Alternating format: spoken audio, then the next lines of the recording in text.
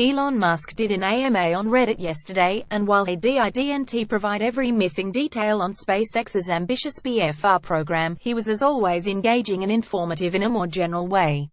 Here are the highlights of the QA.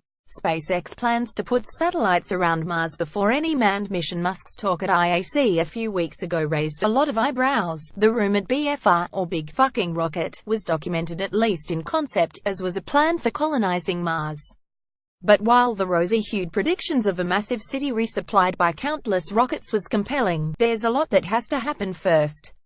One step is putting SpaceX orbiters around Mars to collect the kind of specific data the company needs in order to do repeated landings. Asked if he has plans to launch multiple such satellites, Musk merely replied yes, confirming speculation but obviously not much more. Considering the short timeline SpaceX is operating on in terms of crewed Mars missions, these satellites would likely have to be launched in the next couple years, well before a full-scale test of the BFR platform. We need an interplanetary internet. Several users asked about problem of information exchange, often at more than 20 light-minutes away. Mars would be easy to browse the web from. After calling a user a nerd for fantasizing about the possibility of a space internet, Musk agreed that a new protocol or system would be necessary. Probably, he speculated, users on Mars would request websites or media and it would have to be relayed over a sort of interplanetary backbone to caching systems on or around the red planet. At nearer distances it wouldn't be quite such a problem. 3 light-minutes at closest distance, Musk wrote. So you could Snapchat, I suppose. If that's a thing in the future. SpaceX chickened out on Raptor thrust. The Raptor engines that are being tested for interplanetary trips were once slated to have about 300 tons of thrust force, but reduced later to 170. One user asked why this was the case. Musk first answered simply that we chickened out. In a more detailed follow-up answer, however, he explained that first, they were able to do so because the payload mass had decreased. But large, complex engines capable of major throttling put too many eggs in one basket. He implied smaller engines capable of many stages of throttling are better for fiddly operations like vertical landings. They'll be mostly forged, not 3D printed.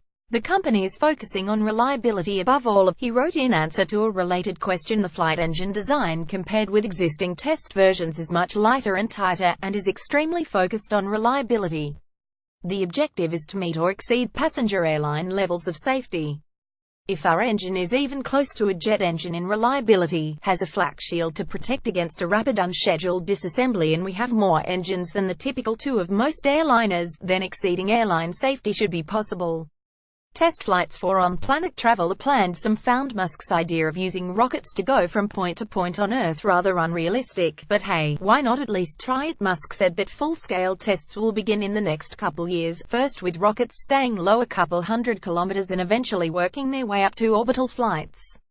He noted that multiple rocket stages will continue to be necessary, at least on this planet. Earth is the wrong planet for single-stage to orbit. No problemo on Mars.